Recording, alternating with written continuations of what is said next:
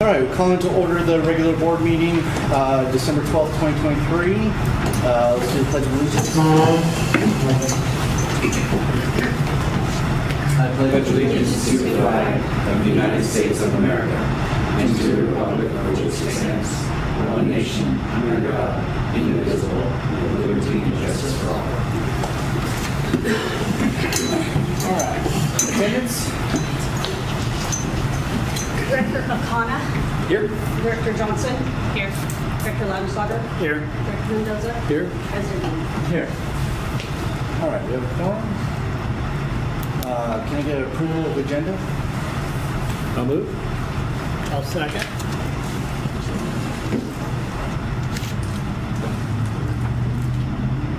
Oh, yes, thank you.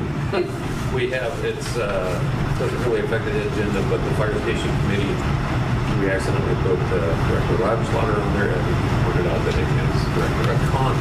Got it. And we went back and watched the video training.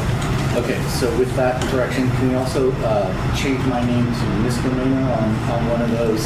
Did you see the ISO? All right, so and I heard Mendoza, I'm sorry, was the first. Who's the second? Okay. All right, Director Arcata. yes. Director Johnson. Yes. Director Loudenslager. Yes. Director Mendoza. Yes. President. Yes. Okay, public comment. Any person may address the district board on any subject pertaining to district business which is not listed on the agenda. This comment is provided by the Ralph M. Brown Open Meeting Act and may be limited to 3 minutes for any person addressing the board. Any request that requires board action may be set by the board for a future agenda or referred to staff.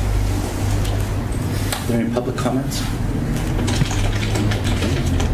Okay, senior management. Nothing at this time. Okay. 4981? Yeah, just a couple small things. First, a thank you to the board for allowing us to have representation on the fire chief's interview process.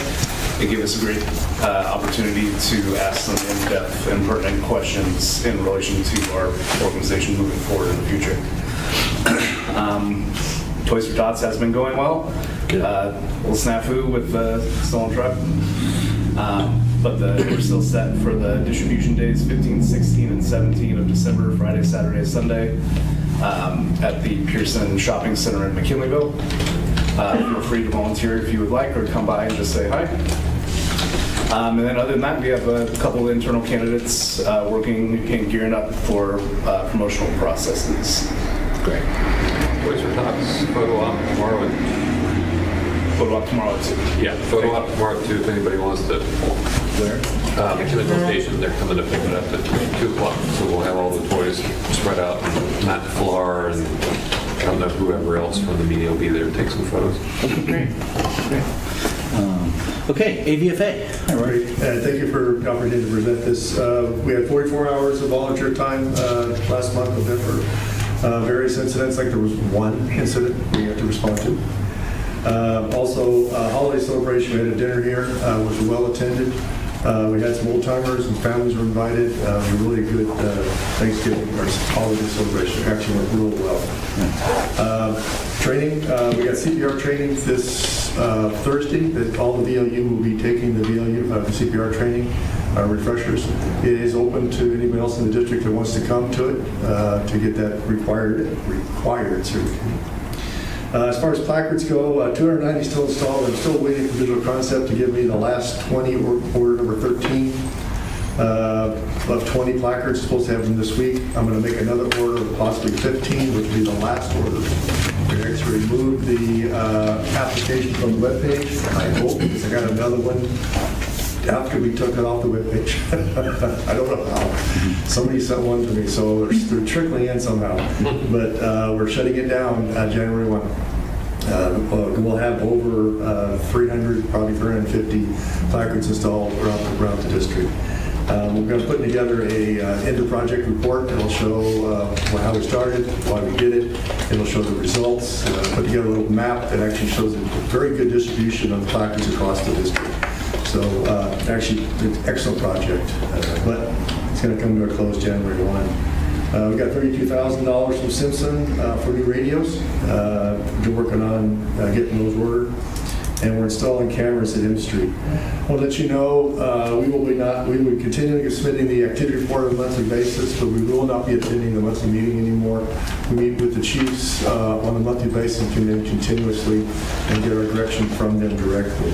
But please, if you need us to do something, put us on the agenda, we'll be coming and do whatever you guys need us to do for you.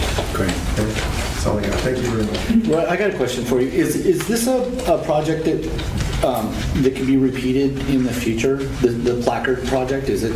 Yeah. Okay. It can be continued. It can be done in many different ways. We talked about having, maybe get another grant, maybe have a smaller scope kind of thing and have the district manage it. Maybe the association can install it or the trucks can go out and install them, but it can be ongoing. But we put $20,000 into this, and it's a pretty good campaign. So, but yeah, it could be ongoing. There's other districts that are thinking about, their volunteer association areas that are thinking about doing it as well. Yeah, it's a fantastic project because, I mean, just on my dirt road alone, you know. Got every house on your street. Yeah, and it makes a world of difference. It really does in those rural areas. So it was much appreciated. Thank you. Okay. Consent calendar. Consent calendar items are considered routine and are acted upon by the board with a single action. Members of the audience wishing to provide public input may request that the board remove the item from the consent calendar. Comments may be limited to 3 minutes. Is there anybody in the crowd that wants anything removed? Board members? I have a question. If I missed a meeting, do I need to recuse myself, or does that, or step out, or does it matter? If I can just vote on it for the minutes. All right, so do I have a motion to accept the consent calendar? I'll make a motion to accept the consent Ask for calendar. public comment. Yeah. We're good. So who seconded it? Nobody. I'll second it. What's going on? Did I miss something? Director Arcata? No, I missed something. Director Yes. Johnson? Director Johnson? Yes. Director Limestone? Yes. Director Mendoza? Yes. President Maynard? Yes. Okay, district business. We have a public hearing to consider the adoption of Resolution 23-297, requesting the local agency formation commission take proceedings for the annexation of Arcata Fire District Goodwill Response Area. Do staff report? I will defer. Those of you who don't know, Colette is the administrator for LAFCO, and you wear a whole bunch of other hats in it, but I'll let you take it over and then we can fill I in can the do an blanks. intro. So yeah, my name's Colette Sanchi. I serve as executive officer for LAFCO and have been helping the district for a while now. It's been a while. It's probably been over a year. Review the options for annexing the Goodwill Response Area, which includes the Upper Jacoby Creek and Lower Fickles Hill Road areas. And this area has been within the district's Goodwill Response Area for some time, forever, Yeah. right? Responding and receiving, no funding for your response. So LAFCO has been working with the Fire Chiefs Association and in partnership with the county to review areas that are outside of any district's boundary and try to address the funding needs and to bring these areas officially within district boundaries, either through annexation or consolidation or even district formation. So we've been really successful over the last 7 to 10 years now with several district formations, Fruitland, Bryceland, Bridgeville, Salmon Creek most recently, and with the Garberville Fire Protection District annexation, which brought in thousands of acres within their district boundary, including the Benbow area, all the way south to the county line. And so, and all of these property tax was, especially with the annexations, was a hold up for a long time. And so we've been working, the Fire Chiefs Association, with, in partnership with the Board of Supervisors Fire Ad Hoc Committee, been working on a solution for the property tax exchange, and there is a policy in place at the county level to support annexations and consolidations, and there's different offers. So the annexation for Arcata Fire would be consistent with offer 2, I believe, and that is annexing your goodwill response area and extending your existing special tax and assessments to, as your funding source. For others, it's establishing that funding source. So for like Garberville, an exchange for the property tax exchange, and they were to establish a special tax. They never had one before, and so. So you would be extending your existing assessment and special tax and annexing that area, and in exchange you'll receive, I believe, 50% of your base property tax allocation factor, and that would be in year 1 and in perpetuity, and then as your growth you would get the full 100% of your tax allocation factor applied to any growth and assessed value in years to come. And it's a little confusing, but it's a good offer. And so you would be receiving funding within your annexation area that looks very much like the funding you receive within your existing district boundary. So within your packet as an attachment, there's the LAFCO application. There's a voluntary, what is it called? A voluntary indemnification that you can, let me know if you have any questions about that. You can agree or to indemnify LAFCO or not. It's voluntary, but either way, you need to check a box. There's also a plan for services to support the annexation application. That's a requirement. There's a property tax exchange proposal that will be submitted to the Board of Supervisors, and as part of the formal negotiation. But again, it's the offer's there and it's consistent with that offer, number 2. And so I think everything's there, and I'm just available for any questions regarding the annexation application and also the process moving forward. And I guess I can just spend a couple minutes longer talking about the LAFCO process. But once the resolution is passed and the application is submitted, what I do is I will take that, I will do noticing to affected and interested agencies. So I'll be noticing the county and other in the city of Arcata and other agencies that are nearby or that provide services to that area. And then I'll be also sending a notice to the assessor's office and the auditor's office, initiating the tax exchange process. Once that looks good, and the application is deemed complete, then we'll set the notice or the hearing date for the LAFCO Commission, looking probably to the March meeting.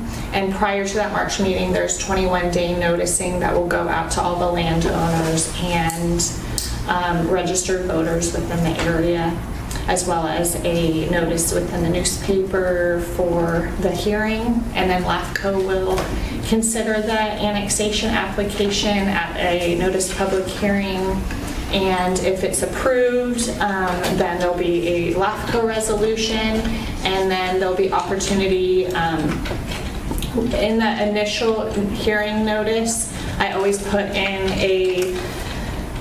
a clause that says unless written opposition from landowners or registered voters is received prior to the LAFCO public hearing, LAFCO intends to waive the protest hearing. So again, it's like if no one objects to this annexation, there's no need for LAFCO to hold a secondary protest hearing. But if someone does object, then we will hold that After the LAFCO hearing, it usually is like within a couple months.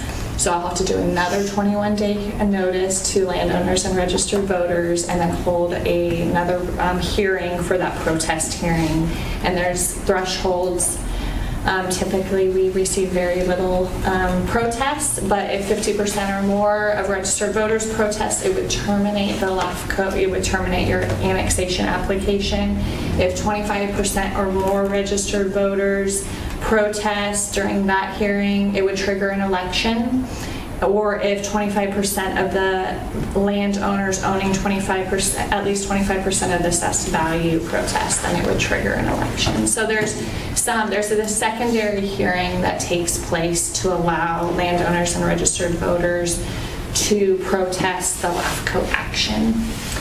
Again, that's never triggered anything, but it's there in the law. And so that would happen. And if the protest hearing is waived or it doesn't trigger election, then we would, I would take a secondary resolution to the commission that would basically complete the annexation, confirm the annexation proceedings, and then we would record a certificate of completion with the recorder's office and file a notice of boundary change filing with the State Board of Equalization to set your tax rate areas. And this will take probably 6 to 8 months to go through this process.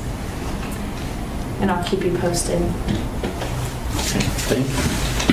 And the timing on this is really due to the Fire Chiefs Association negotiations with the county on the tax rate or the tax sharing agreement.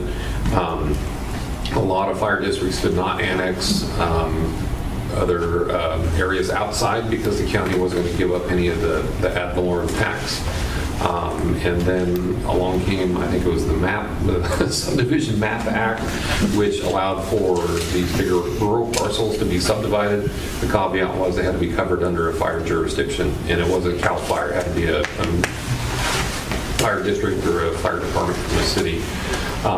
So it all of a sudden brought the county back to the negotiation table to make this happen. So the goal, if anybody asks why we're doing it, we serve this area and we send invoices every time we go out there to folks that are outside the fire district. We would no longer need to bill for our services. And within the last couple of years, we've had 3 significant fires in this unprotected area. Remember the last one, I think Signal Hill, that was like $6,000. The lady out there at the end of Chicago Creek was closer to $9,000, I think. I'm sorry your house burned down, here's a bill, but we've got to be able to recover the tax dollars. Doing it this way, everybody becomes part of the district and they get the benefit of mutual aid. Nobody's sending bills, and it's a good deal. Okay. Board questions? Start at the end. Yeah, I have a couple questions.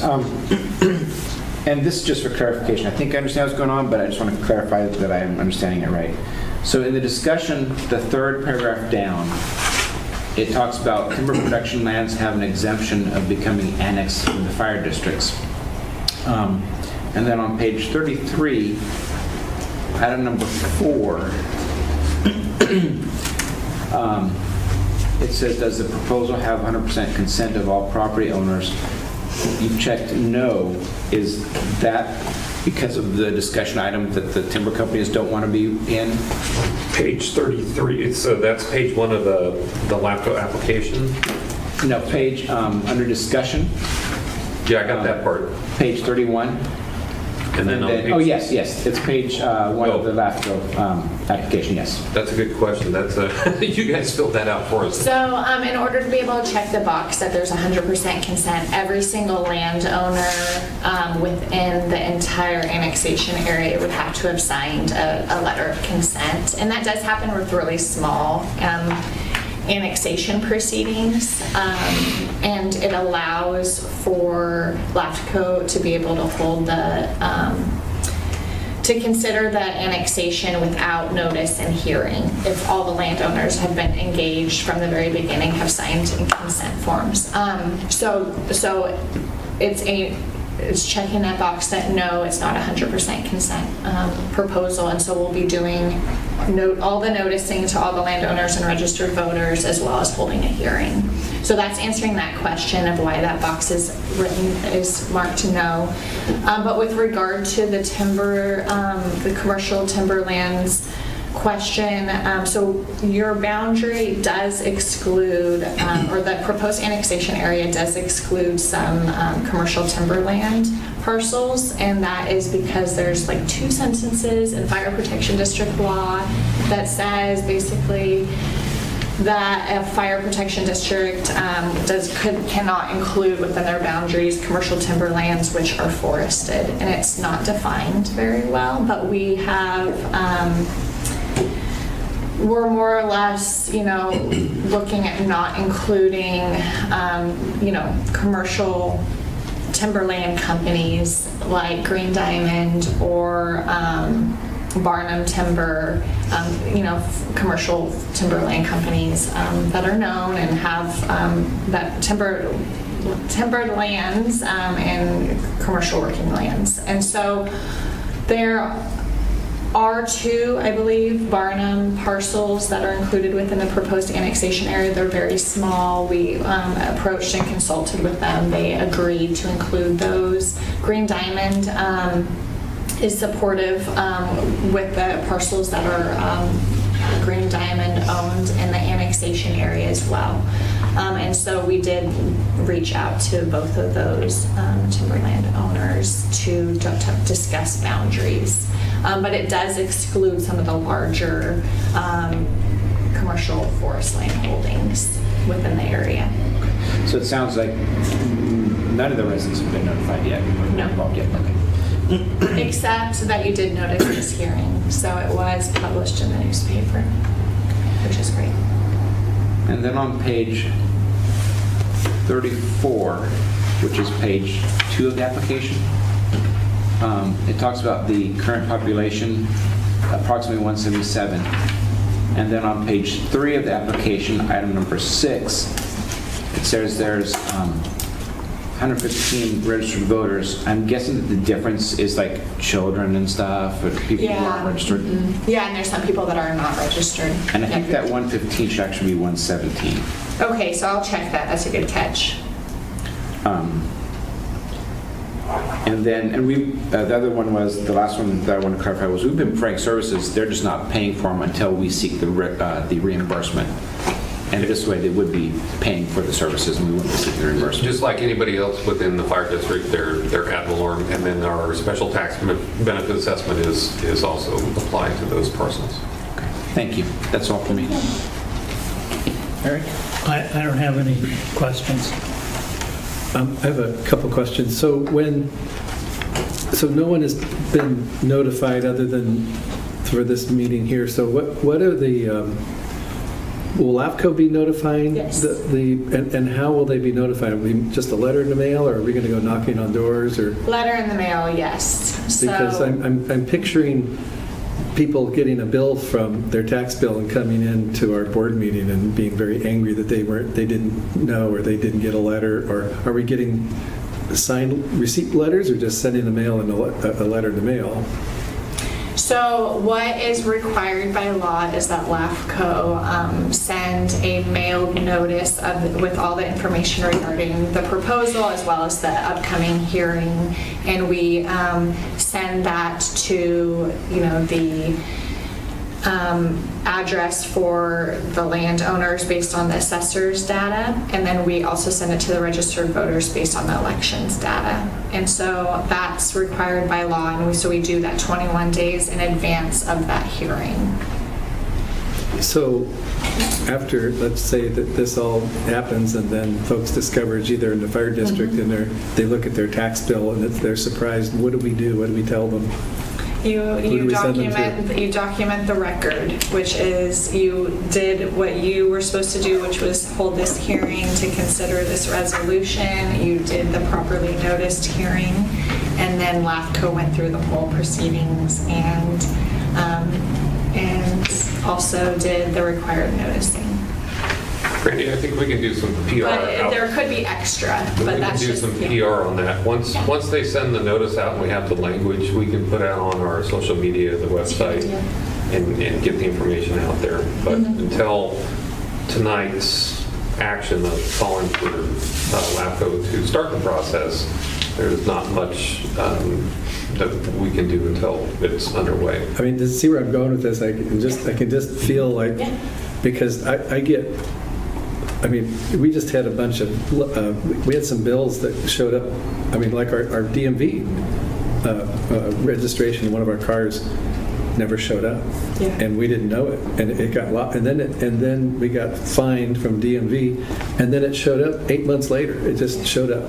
And this is like last year. So I just feel like we need to reach out to those people so that they know, because that's really bad. The district's going to take the heat on that if people don't know and don't have a chance to be a part of the process and have their opinions heard while we're going through this. So can we do reverse 911 calls or something? Is that an area that, I know some areas do those kind of things? No, but we can use our resources with social media and. Do they have rural mailboxes up there? We can post, or they all have their own, they don't have to gang. Well, yeah, you get in trouble for that because. No, I'm just saying, just put a poster on next to a mail where people pick up their mail. Sure. The Bayside, what's happening, I forget what that app is. My mom's got it, so I can get her. But there's enough social media out there that we can stir up conversation. How many residences is it? It's 117 parcels, but not that many have. Residences, that's what. You're talking, where are we? Rural improved, 67 rural improved, and 22 that have mobile homes on them. So 90. Okay. most of the folks that I've run into out there are supportive, and that all came back from the Van Vleck incident where he fought with the fire district on how much he owed, but most of those folks out there were concerned, even back to when we were doing the Measure F presentations and had the town hall meetings. We would have folks from the Chicopee Creek area that came to the meeting that were outside the fire district, but they were supportive of them. So I think we can generate that information to go along with what LAFCO's putting out there. Anything else, Randy? No, thank you. Okay. Nope. I'm good too. Okay. So the public comment period is open. The principal party or designated representative may address the board. The principal party will have a 10-minute time limit to speak. Any new material or documents received during the public comments must be made available to all board members, staff, and public. Said materials will be recorded into the minutes and included as attachments to the minutes. Okay, do we have any public comments? Roy? Just real quick, there are 6 address placards. 5 of them are on Oak Creek Road, outside the district, and there are 4 outside the district. Address is 7,000 out Pickle Hill. So we've already hit 15 or so of these homes with address placards. Yeah, that's awesome. Any other public comment?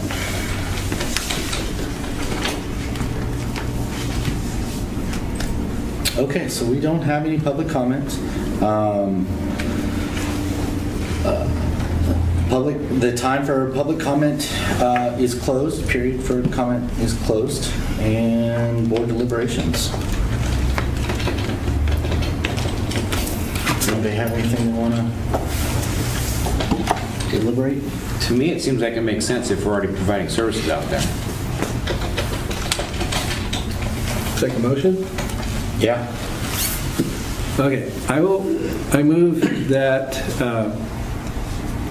we adopt resolution 23-297 requesting LAFCO proceed with the annexation process for the Arcata Fire Protection District Goodwill Response Area, and I also request that the board direct staff to conduct robust notifications of the 117 souls in that area so that they have a chance to participate in the process and have their voices heard as this.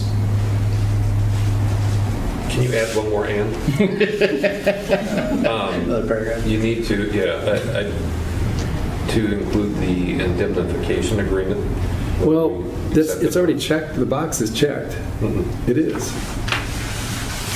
We have to choose. Oh, well, then why do I noticed, I was going to talk about that, but then I saw the box is checked. Why would we indemnify if we don't have to? It's just risk management, you know. If you don't have to do something, why do it? CYA, Randy. That's just the school I came from. Fine by me. Okay. I mean, it says it in there mean, that, just- it's LAFCO, if we were, and it's, again, never happened, but if LAFCO is challenged, we would decide, whether we would want to take it on or not, and we may not if we're not supported, and so it's like, I think it says it in there pretty well. So it doesn't bother me, it's just a requirement of the annexation applications. I mean, normally it's required, but then It was. It used does- to be required, and then there was some suit with LAFCOs, and it's a statewide thing. So we're moving to this voluntary indemnification and not requiring it now.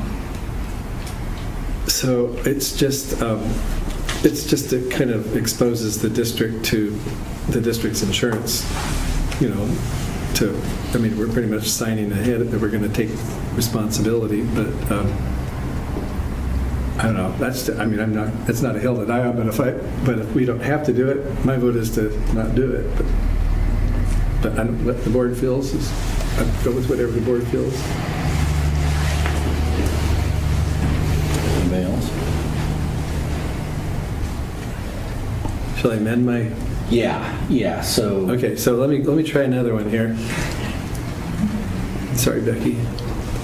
I move that the board adopt resolution 23-297. That the board, it's A, and then B would be the board does not authorize staff to check the indemnification clause. And C, board to direct staff to conduct substantial notice of the intended area so that residents are well notified of the pending proceedings. Got it? Second? I'll second. With a motion by Director Mendoza and a second by Director Louderslaughter. Director Akana. Yes. Director Johnson. Yes. Director Louderslaughter. Yes. Director Mendoza. Yes. President Maynard. Yes. Okay. Thank you very much. Of course. Appreciate it. And whoever did the map, I appreciate that. Okay. Whether it was you or No, that's John. Yeah, John Miller, formerly the county, now with consulting business. Have a great night. Thanks again. Thank you. Be working closely. All right, so district business number 2 is election of new board members for 2024. That's page 62 of the packet.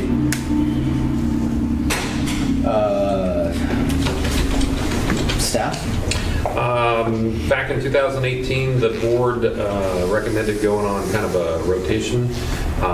So following that recommendation, staff is recommending that Director Louderslaughter be nominated and approved as president, and vice president would be Director Akana. Great. Do we have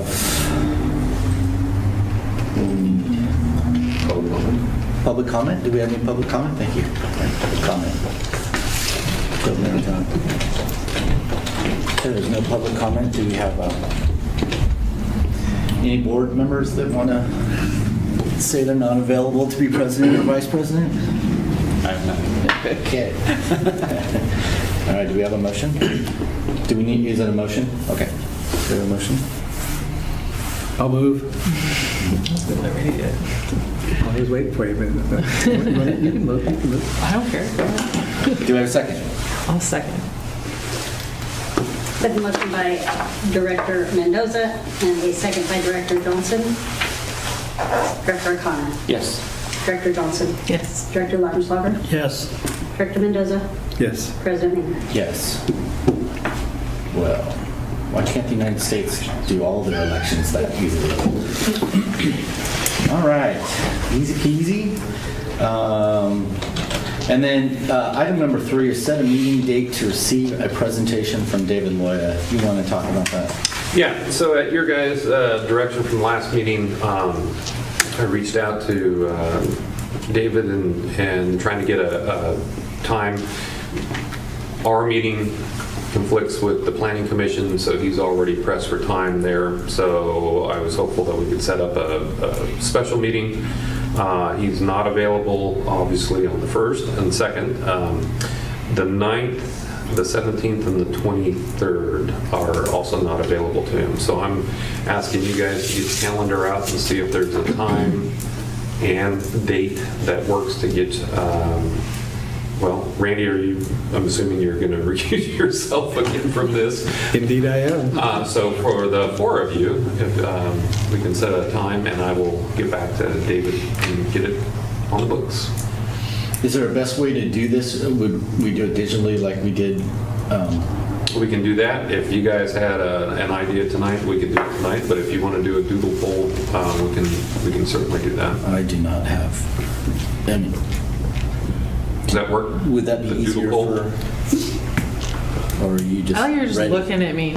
If it's at 4 o'clock, in most days, that's fine, except for Wednesdays or Thursdays.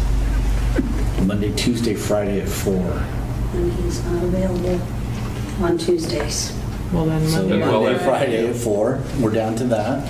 I mean, my Wednesdays and Thursdays are flexible, but it really just depends on how my workday is going. That's a good start. Monday, Wednesday. I mean, 4 o'clock Monday, is Friday. 5 o'clock in Utah, so that is the end of the day. So that's why 4 o'clock works for me. Monday and Fridays. We'll get something out there. And I believe the 15th is a holiday. I don't know if that Martin Luther King, makes yeah. a difference or not. Oh, yeah. So, But he And, didn't exclude that day, so Didn't. let's book it. No, I'm just kidding. Okay. Those Yeah, I'm work free for- that day. and those both work for me as well. And those are after 4, even Mondays and Fridays? Preferably, yeah, because my trainees need me at all times, unfortunately. should we try and set a date now? Or are we going and to do I'm gone after the 22nd. Okay, so Of that's December, 3 weeks. of January, of December. Very nice stuff. Do we want to try the 8th? 8th, 12th, or 19th? Let's do the 19th. Okay, 19th. Hold on, before I say that out loud, let me look at my work calendar. This is so fun. It's a crowd pleaser too. Everybody gets to watch you. Tell them on your phone. So far, nothing, so yeah, let's book it. 19th at 4 o'clock. Okay. It's really nice of you to do it when I don't have to come. Wait, You're not coming anyway. And wait in the cold conference room. Okay, Where is great. it going to be? We'll probably have it up in McKinleyville. If something pops up, we will let you know, but we'll get that on the books. Okay, done deal. That was easy. Okay, the next item is update of the Cal Poly City of Arcata and Fire District Working Group. Staff. So as previously directed by the board, we've had this on there as an ongoing update topic. We did meet, Cal Poly representatives, City of Arcata representatives, and staff met and conducted interviews with 3 of the firms for the standards of cover. We came to a consensus on one company. We can't release the name until it's gone through the procurement process with the City of Arcata. However, they should be, I believe it's the 20th of December, they'll be taking it to council for approval, and then we would be looking at seeking approval from the board on our January 9th board meeting. Okay, great. Get that thing rolling. I can add that after speaking with the primary contact, he anticipates starting at the end of January if we get everything through. And that's what we've said, 3 to 4 month project? About a 6-month A project. 6 month project, okay, all right. From beginning to end. Okay, great. And were they doing the public survey, or was that still being discussed? That would be part of the contract negotiation. Okay. There was an option with this company that they were going to do. They would do a community survey as part of it, and we were talking that might be a good idea. Putting that out there to find out what folks would support, which would lend itself to when it comes time to renew Major F. We already have some of the legwork that's been done out there. And all 3 parties were on board with that in the discussions. So. Okay. Who would determine the questions? They have someone on staff. The consulting firm has someone on staff that has done this for many years, and that they generate the questions and identify where the samples are pulled from for the population. I don't know if you were here when we were going through. We hired Godby and Associates to do a similar thing for the Major F. And I have to say, at the time when they put it together, I'm thinking that this is weird. You know, they interviewed, I think, 500 or 700 people out of 37,000 that live in the district. And the way they did it, and the way they asked questions, they were damn near spot on with the percentages that Major F was approved with. So I know the county just, I don't know if it's the same company, they just did one for the idea for the road tax, whether it's a special tax or a general tax. Their results weren't as favorable as ours. So those surveys are, somebody's done their homework on it, and they have a really good system to kind of gauge what's going on out there in the public. How are they, I just want a little bit of, how do these questions, are they approved by all 3 organizations? Are they're I give them a topic, or? Being that this is not for a funding measure, this is more of a fire service expectation. When we were doing the funding measure, we as the fire district were directly involved in kind of helping with the formation of the questions, because they all pertain to us and service delivery.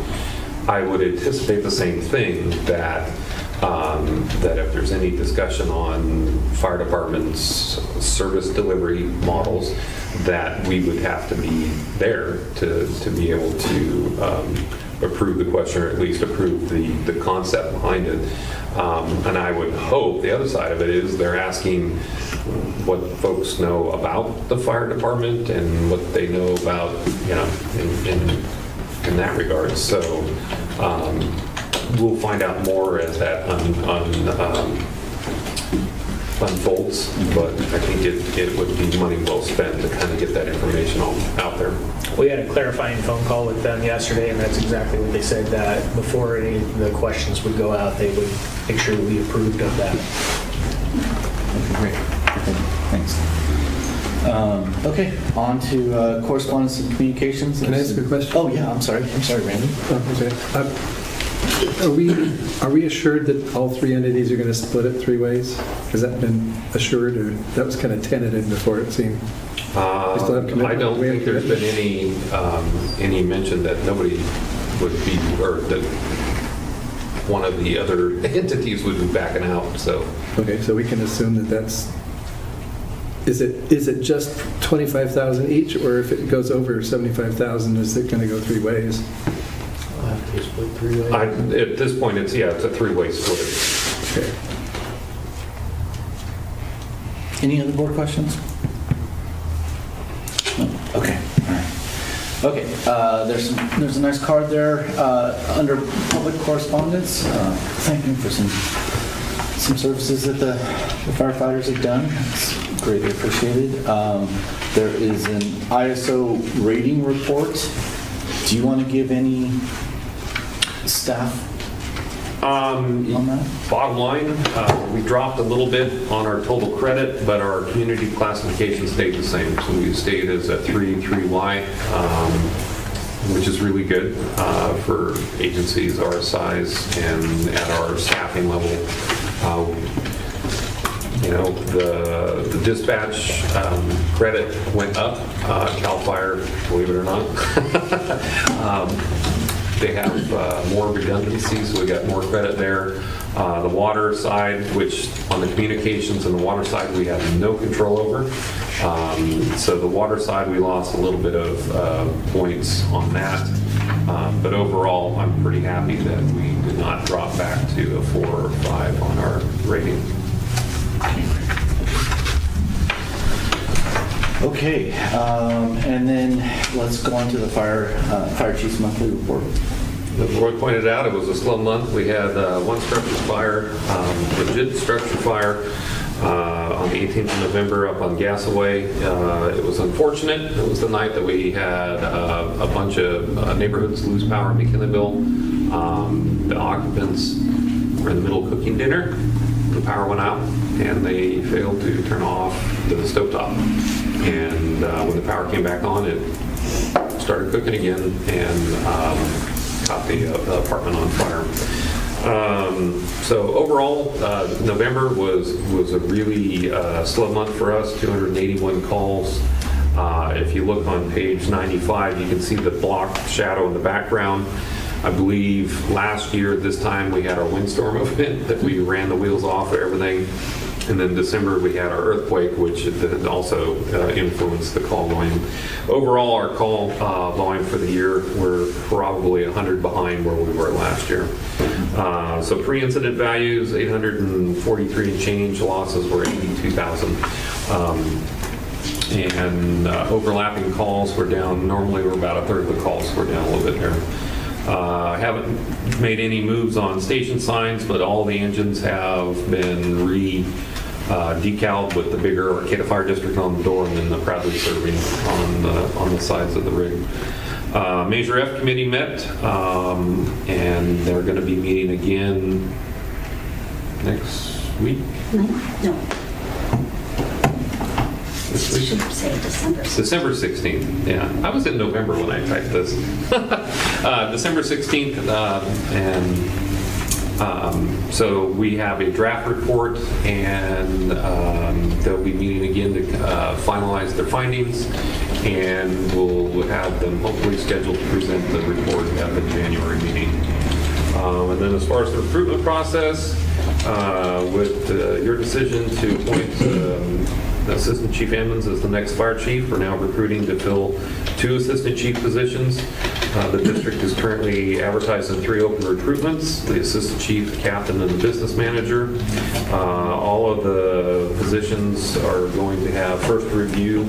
They're open until filled, so we'll have the first reviews on December 21st. We've got 2 candidates who've already interviewed for the business manager position. Looking good. We have one more Thursday. And then there's several applications came in for both the captain position and the assistant chief. So you've done some primary vetting. So far so good.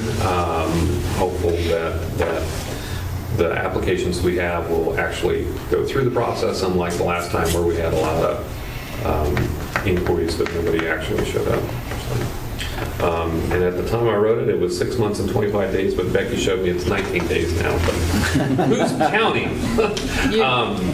Yes, I am. And Becky. As far as the rest of the report, you can see where the overtime broke down. We do have one person out on injury, so we are going to be seeing an uptick on overtime, likely the entire month of December and into January before we get them back. Training hours, and then equipment. The surplus pickup truck was sold yesterday. Paid for today. Paid for today.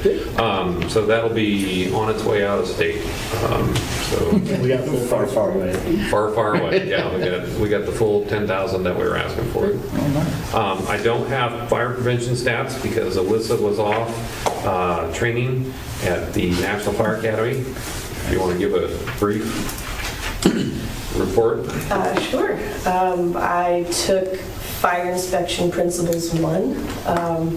Had a class of about 22 people from all over the place.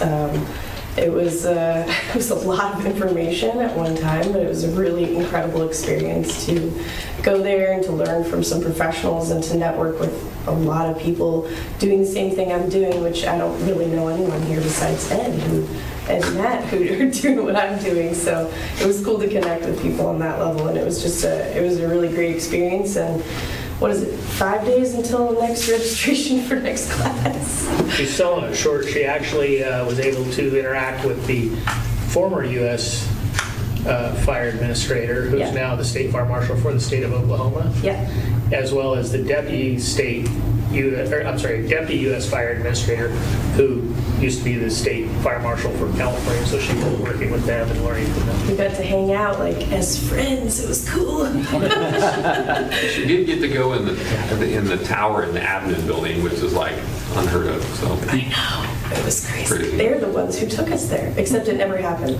no. No, this is being recorded. Sorry, Judy.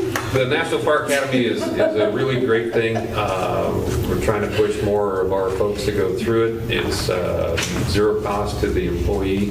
Your federal tax dollars pay for the facility. The district picks up the food ticket, the meal ticket costs. The downside is you got to travel all the way to Maryland, and trying to catch flights out of Arcata and San Francisco is, crazy. But all the classes back there are well worth attending. And the networking, as she just alluded to, is really the best part. You find out that Misery Loves Company. Everybody's got the same problems, and you can bounce ideas off of each other. Prevention definitely loves company. Yeah, but you guys are weird. Exactly. It was a room full of us. It was really funny. Okay, great. All right. Thanks, Chief. Okay, Director's Matters. Jason, you have anything? No. Eric? Nothing. Randy? Nicole? I would like us to bring up reinstating board compensation. Please. I know staff has also talked about it. Is that best coming from staff or from board? It's just a request to put it back on the agenda. Yeah, we can bring it back for an agenda item, and then as board direction, we can continue from there. Yeah. I'm okay. not opposed to food, but seriously. Yeah, no, it's time. I mean, There's no Little Caesars down here, sorry. Sushi across the street, come on. with the amount of applicants we get for this job, then maybe something would, anything would help a little bit. So, okay, great. Thanks, Nicole. You're welcome. Okay, we have a closed session at any time during the regular session. The board may. Yeah. Oh, sorry. I skipped. Committee reports. I'm sorry. Which one? Committee reports. Where is that? Number 2, after public correspondence, we went Oh, straight to the okay, sorry. All right, okay, great. So, correspondence and communications, thank you. Item number 2 is committee reports. The Fire Station Committee, which is myself and Jason, not Eric. We have nothing at this point in time to report. And same with the number B, the ABFA 4981. The only thing to report out for that is we have a request out to staff, to union, and it will be going out to board members to come up with some bullet points for to take to mediation if the board wants to go that way later on. And that's the only report out for that. I have one question about the station committee, and my question was which month do we re-sign the lease? The lease, the extension is June 1st. So we have to sign something June 1st to And then- extend it for 5 years. Yes. Okay. Then after the loan adjustment comes through and rent is adjusted, there's a window, and I believe it's November 15th that we have to say go, no go on continuing the 5-year extension. Okay. If there's some big giant unforeseen jump. So we need to have a report from the committee to the board in April or in May? Give you time for discussion. So in April? And then, because if we need to have a agendized thing, then we could have that in May before the June decision. Correct. Yep. And then I had one more question, but it wasn't about these committee reports. It was about the Finance Committee, and I'm wondering when Next month. So we'll start the process of doing the mid-year review. We'll, hopefully with the new auditor, we'll have a better turnaround on what our revenues are looking like when we get them at the end of January, but we'll start the mid-year review next month. He's going to be gone. Well, January. I leave, but I have Zoom, so Yeah. Oh, yeah. that's not a Brown Act post and agenda thing, so I'm available. I won't be here. I'll miss January's meeting. But Nicole and I are on the budget subcommittee, so that gives me a time frame to know when I need to be thinking about all these numbers. Thank you. All right. On to closed session? No. Okay. Anytime during the regular session, the board may adjourn to closed session to consider existing or anticipated litigation, liability claims, real property negotiations, license and permit determinations, threats to security, public employee appointments, personal matters, evaluations and discipline, labor negotiations, or to discuss with legal counsel matters within the attorney-client privilege. Tonight we have a closed session regarding the public employee appointment for fire chief. And off we go.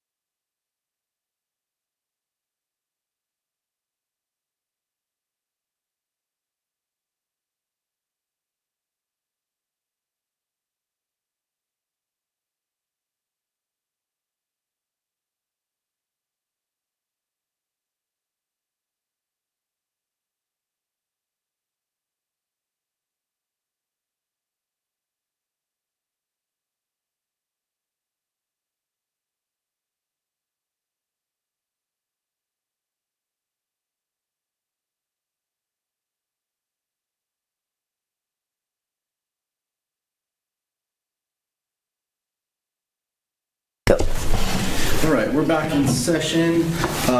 We are reporting out that we gave staff direction to contract with Jack Hughes to do labor negotiations with the Senate for his chief's position contract.